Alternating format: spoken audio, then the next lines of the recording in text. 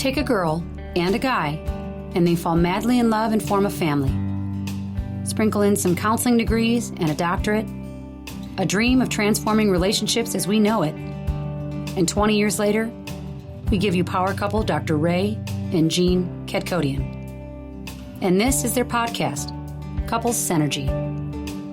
Welcome to our second episode of Couple Synergy with Dr. Ray and Jean. I'm Dr. Ray. And I'm Jean. And this is our podcast about love, marriage, and relationships. Check us out online at couplesynergy.com and be sure to subscribe to our podcast or send us any suggestions on topics you'd like to hear more about. And now on to Couple Synergy, an in-depth look at love, marriage, and relationships, where we bring you our experiences working with thousands of couples for over 15 years. Everyone says you need to work on a relationship, but nobody teaches us how. So we've created this podcast to teach people what they can do to create the relationship they've always dreamed of with the partner they fell in love with. It is July 4th, 2019, and Jean and I are so very excited to be kicking off our podcast with a very informative topic with extremely valuable content for all you listeners out there. But first, we want to thank all of you listeners who have already subscribed to our podcast and have been patiently awaiting our launch, and today is the day. It's awesome. It's been a long time coming. It has been a long time coming. Yeah. And in this episode, Jean and I will be talking about the 3 things you can do right now to improve your relationship. Today, right now. You can just go and do these things, and your relationship is. They don't even cost money. Benefit from that. Absolutely. Right. And so what are those 3 things, Jean? Do something new. And thrilling. Do something new and thrilling together. That's the first one here. And, you know, it might seem kind of like a no-brainer. Just go do something new. You know, maybe we should go just see a movie or something or try a new restaurant. But it's a thrilling part that actually is, you know, the key word here. You know, like when we were in Tahiti and we were diving, went scuba diving and the sharks were circling around the boat before we... That was quite thrilling. Yes. Right. That was a really good one. I mean, they're blacktip reef sharks, but still never. Yeah. It was totally safe. Never dove. It's a little intimidating with sharks swimming around and lemon sharks. Yeah. Those are really intimidating too. But it's that thrilling, that heart pounding type of experience that increases bonding between a couple. So here's a fun story. I really like roller coasters. And Ray really hates roller coasters. I absolutely hate them. So last year we live pretty close to Great America and we went up there and I did some video. And if you go to our Facebook page on the trail with Ray and Jean, you can see this little video of us and Ray looks miserable on that video. It was miserable. But it was thrilling for both of us just in different ways. So even if he's not enjoying it, it was still an awesome bonding time for us. It was, yes, it was bonding. It was definitely very bonding. Please go watch that video and leave Ray some supportive comments. No. When we're talking about this thrilling experience, there is a lot going on up in the brain. You know, there are these bonding chemicals, bonding neurotransmitters that are released when couples experience something thrilling together. Right. And it actually can cause and facilitate sexual attraction. Yeah.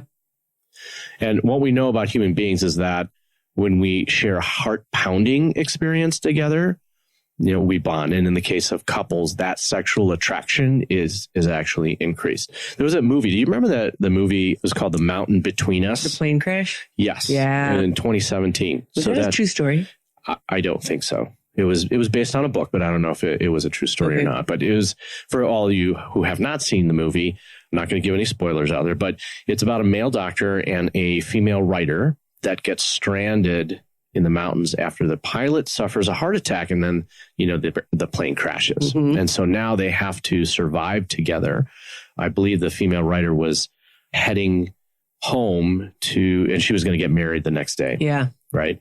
And so the bonding that is created between the two of them does manifest into a sexual attraction, a sexual relationship. But that is, besides it being fictitious, this is a real thing that happens between couples that share a thrilling experience. And we've done a lot of different things together, right? Oh, yeah. Even like the way we travel, I remember we were in Spain and you saw this little sign for the Don Quixote Castle. And it was just this ruins of castle.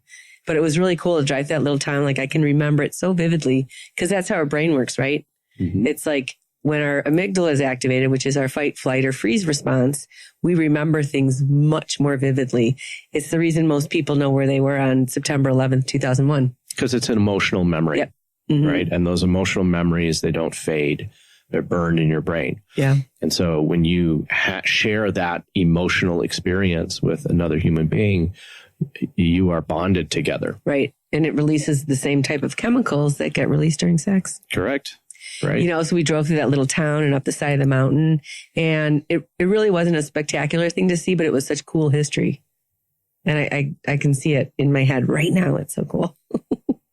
Well, you've taken me hang gliding. Yes. Which was a very thrilling experience. That was very cool. Right. Especially pulling up to the top of the mountain and seeing people jump off of it. Right. And you mentioned the scuba diving, and our latest adventure was wreck diving. Yeah. Down in Cozumel. Mm-hmm. Right. And, that was a pretty thrilling experience too. When we share in those, those common thrilling experiences, it really, makes us, first of all, it's very exciting. It's something we can talk about afterwards. Yeah. And we could share in that together, even if it was a bad experience. Yeah. Like how great America was for you, but not me. Exactly. Right. But even if it's a bad experience for both people, that bad experience that you both have shared together is something you can laugh about, you can talk about later on in life, and it bonds you even still. Yeah. And I think a lot of those things you get to plan them.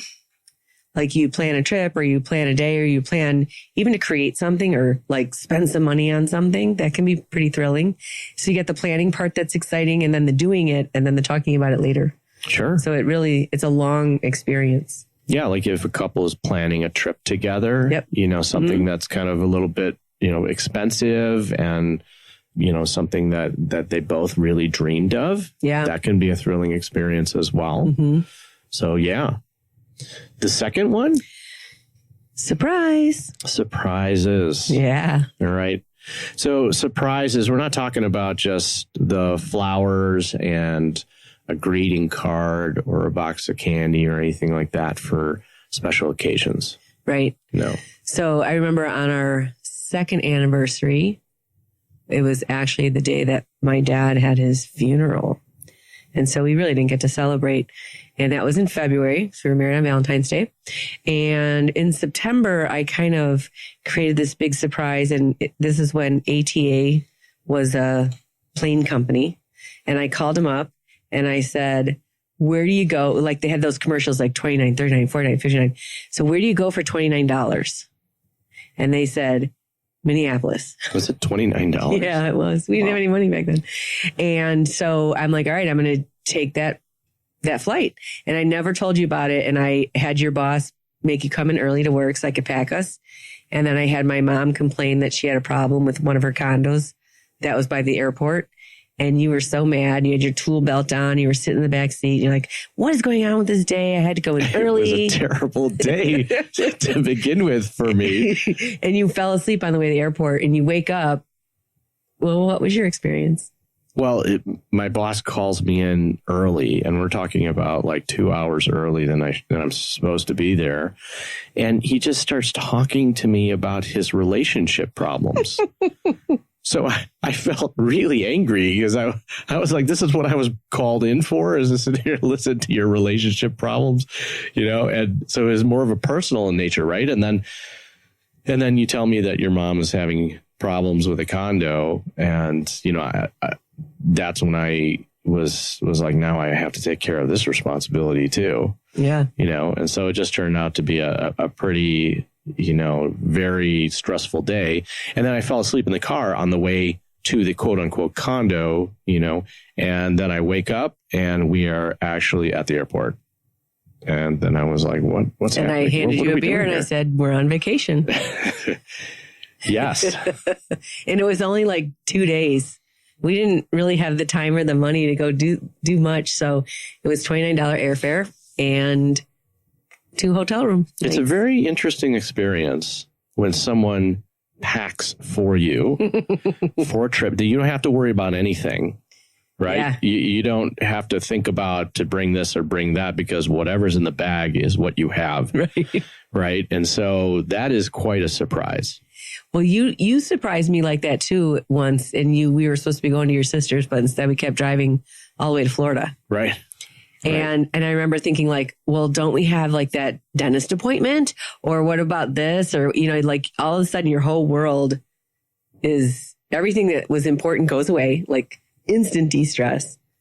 And then you just have to let go. Right. Right. So these surprises that we're talking about here, these are random surprises. Yep. All right. There could be little gestures. They could be big gestures, but they show that your partner is at the top of mind, that right. You are showing consideration. You're thinking about your partner. Right. And I remember that one couple, she would make his lunch and she would take a bite out of the sandwich. And then right. When he'd open his lunch, he was like, "Hi, honey." Yeah. Well, one of my clients, his wife would drive for work. And when she would drive, she would enjoy a bag of Twizzlers. So she was preparing for a trip, for business. And he threw a bag of Twizzlers on her passenger seat. So when she started driving, she saw it. And, so it's that little tiny surprise there that she thought she was going to have to stop and get a bag. And it was already taken care of, right? That he was already thinking about her. Right. Yeah. And I think there's just so much mileage with that. And it's not electronic. And it's just, here they have the Twizzlers is something you can hold. Yeah. It's just something really small. I mean, putting a Post-it note on the bathroom mirror or something. That one couple we worked with, they would have lots of parties and they would really feel disconnected. So they came up with this plan of they would go in a room and turn a light on. And then the other one would go later and see the light on and go turn it off. And like they would surprise each other with that. Just like, hey, I'm thinking about you, but I don't have time to come and talk to you because you're in the middle of conversation with other people. That's kind of neat. Yeah. Do you remember that couple? I don't. Yeah, I remember that. Yeah, that's kind of neat. But it's really these really small gestures, that helps you remain connected to your partner. Yeah. It's always nice too, because when you get the surprise, you didn't just get the surprise, you got the thought behind it. Like your partner was thinking about you and they're sitting there all happy inside, like hoping when you see this, it's going to just brighten your day. And they're just part of it. Right. John Gottman, a leading researcher about couples relationships, he termed a concept called bid attempts. Yeah. Right. And so in his research, bid attempts were little gestures, little attempts for a person to reach out and connect with their partner. Mm-hmm. Right. And so in their lab, it maybe looked like this, where one person was, reading something, the other person might be straightening up or doing something, but they're not interacting with each other. And then the person reading says, "Hey, honey, come check this out. Look at this. This is very interesting what I'm reading." So it's not solicited, and the person is stopping what they're doing to reach out to connect with their partner, right? And they found in their research that happy, healthy couples made X amount more. Way more. Yeah. Way more of these bid attempts in their relationship than unhappy, unhealthy couples. And that's because unhappy and unhealthy couples, they didn't connect. They didn't reciprocate that bid attempt. Right. So even if one of them tried, the other person said, "Not now, I'm busy." Or, right. Or ignored it or something like that. Yeah. And so, the number of bid attempts went down. Right. So it's very similar to kind of what we're talking about here, is that reaching out and connecting with your partner. And that surprise element, I think, is really important, though. Yeah. Right. It adds just that little bit of flair there where it makes your partner feel special. Mm-hmm. Absolutely. You know what else that happy, healthy couples do? Number 3. Oh, they sleep naked. What does that study say? Like 58% of couples who sleep naked report being happy? So that's from a Cotton USA poll. 57% of those who sleep in the nude report being happy in their relationships. And only 38% of those who sleep fully clothed report being happy in their relationship. So, I mean, that's pretty significant there. It's really significant. Right. I imagine there's a whole bunch of other factors, that couples who are sleeping in the nude are more inclined to be intimate or show affection towards each other. But the stats don't lie, right? Yeah, right. there's an interesting part of our brain that only 3% of mammals have. And the 3% of mammals that have that are the other mammals that pair bond.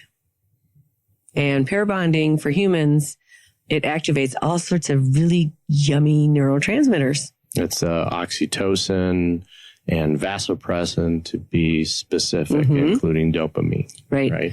Which are all of our bonding. When a baby's born, they talk about skin-to-skin contact and how important that is, especially for their brain development. And it doesn't go away when you stop being a baby. No. In fact, it's necessary in order to enter into a committed phase in a relationship, right? This is where couples are creating that connection with each other and moving forward in their life together. In that study, it said that 45% of the people who are sleeping naked are 55 and over. Yeah. That's interesting. Yeah. So the best is yet to come. Yeah.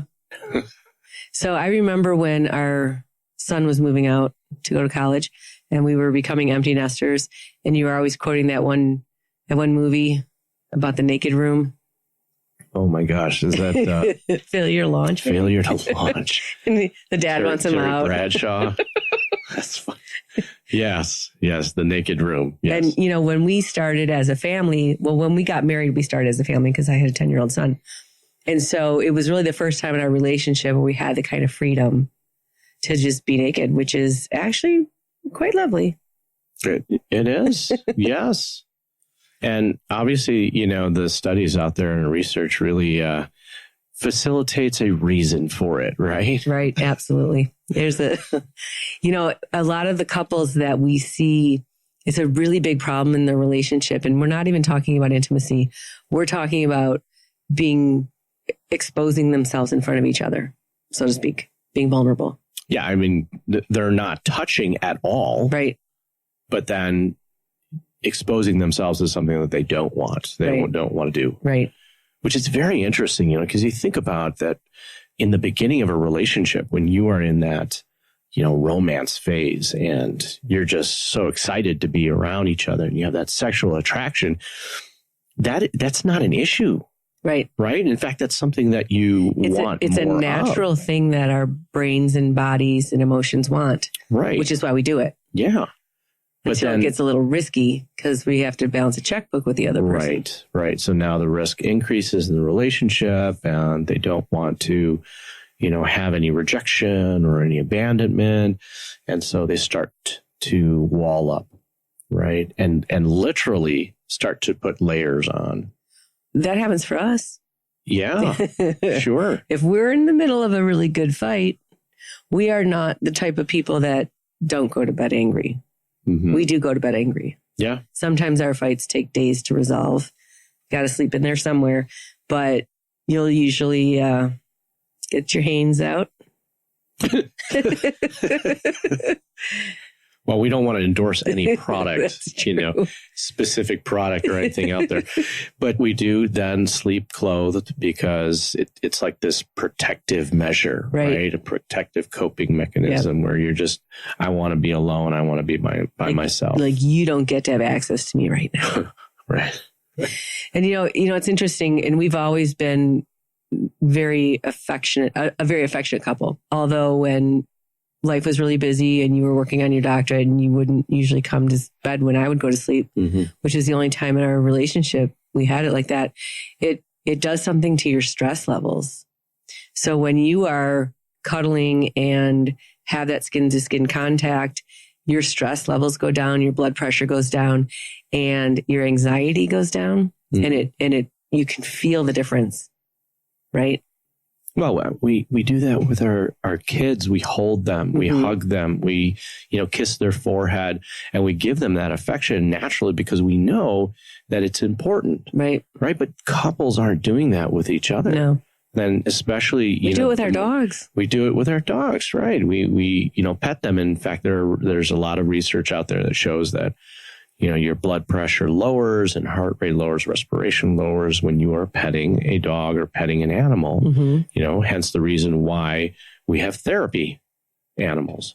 And so couples who are not doing that because there is, tension or disagreements, negativity in the relationship, they just create more and more of this divide between each other. So this comes from the book called Attached by Amir Levine and Rachel Heller. And in here it says the biological truth on page 26. Numerous studies show that once we become attached to someone, the two of us form one physiological unit. Our partner regulates our blood pressure, our heart rate, our breathing, and the levels of hormones in our blood. We're no longer separate entities. The emphasis on differentiation that is held by most of today's popular psychology approaches to adult relationships does not hold water from a biological perspective. Dependency is a fact. It is not a choice or a preference.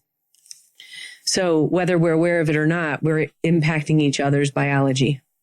That's the same concept as entrainment.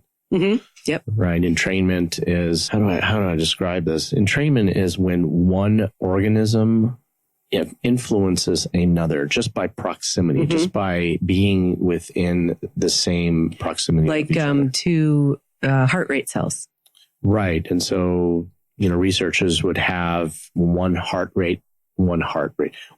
cell, and they would apply electricity to it, and it would start beating at its own rate, and they would apply electricity to another heart cell, which would beat at a different rate. And as they moved the petri dishes closer to each other, they would start to entrain to each other and start beating at the same rate. You see that with herds, right? So if a bunch of antelope are drinking water and one looks up and looks in a certain direction, and when more than 50% are looking in that direction, the entire herd races off. So we share that kind of thing with them, but we do that with our bonding partner. And it's really good for your health. It's really good for de-stressing.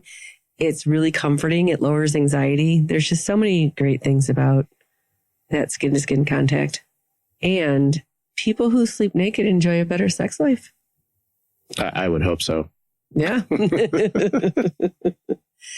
I think one thing that's interesting over time, especially for women, because a lot of our couples, when we ask them to attempt this, at least when they go on vacation or something, the women get this look of shock on their face. And I'm pretty sure your husband wants to see you naked, no matter what you look like and no matter what you used to look like and what you've become.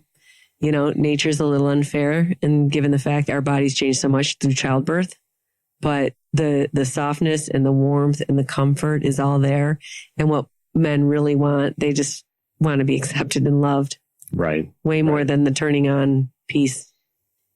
Well, when we are, to kind of recap, when we're looking at all three of these things that you can do to improve your relationship right now, the problem happens when couples stop investing any energy, any time into any of these three things. Right. And it's kind of, when we're talking about entrainment here, that's what happens. You start to entrain to the new normal. And the new normal is, not doing thrilling things, maybe just settling into a pattern of doing the same thing over and over again. You get stuck in a rut. Your brain literally gets stuck in a rut. Like you drive the same way to work every day, and you sit in the same chair and have your food, and you just get really, really stuck. Or you entrain to not buying surprise gifts for each other, right? Because you want to save money, and that makes sense. The intention is, let's be economical, so don't get me something that I might not like, but I will give you a list of all the things that I want, and then you could just pick something off that list and buy it for me, right? It just loses it. Yeah. It loses the whole energy about it, about the surprise and about, that heart rate, and the excitement about that. Yeah. Doing the sandwich thing is free. I mean, you're making the sandwich anyways, right? And there's a lot of things you can do that absolutely don't cost any money. Even like get a blanket and have a picnic in your living room by candlelight, right? You can still eat your grilled cheese. You're just eating it in a different place with different lighting and it changes it up. That newness is really, really important. And especially if someone is surprised and thrilled at the same time. What about surprised, thrilled, and naked at the same time? Oh, a trifecta. There we go. Ticking all the boxes. Yeah. I mean, when you have a really busy life, especially with little kids, you can at least be in a place where you can create a little sanctuary for yourself. At the end of that article, it said this really cool quote. So in the Medical Daily, that same article we were talking about, sleeping naked helps couples have healthy relationships with more intimacy. I'm going to read you their end quote because it's really cool. And it says, perhaps the bedroom is more than just a place to get hot and heavy in between the sheets. It's a sanctuary where relationships grow. And I think that's an awesome thought that you could create a sanctuary in your home that you already have a space for, and you can be just more conscious and aware of it. And so create that place that is for you and your partner and no one else. So just like doing anything or starting anything, it is going to be a little bit awkward in the beginning, right? Especially if you used to do these things together as a couple, and because of whatever reasons, kids and work and stress, you've gotten away from it. Trying to implement it now might, get a raised eyebrow from your partner, but that's okay. That's exactly what you want to be doing. So you want to be shifting the paradigm that the two of you have gotten stuck in. Right. And so do that, invest in your relationship. And these three things, just putting some energy towards this will really shift things in a better direction. Yeah. Even if you can just do it for, 5 or 10 minutes before you fall asleep at night, because you worry about the kids walking in or something, it's still, that's going to also do a lot in terms of decreasing your stress from the day. Absolutely. More than talking. So we want to thank you so much for joining us today and for listening to Couples Synergy. And we hope that by listening to this episode, it's not only been beneficial for your life, but also for your relationship. For all of you listening, please subscribe to our podcast and please leave us a review. It would really be helpful for us. If you have any questions, comments, or topic suggestions, please email us at contact@couplesynergy.com. And for more information about Couple Synergy and our programs such as Relationship 101, the Couples Weekend Intensive, and our premier program called Couple to Couple, look us up online at couplesynergy.com. Until next time, synergize your life, synergize your love.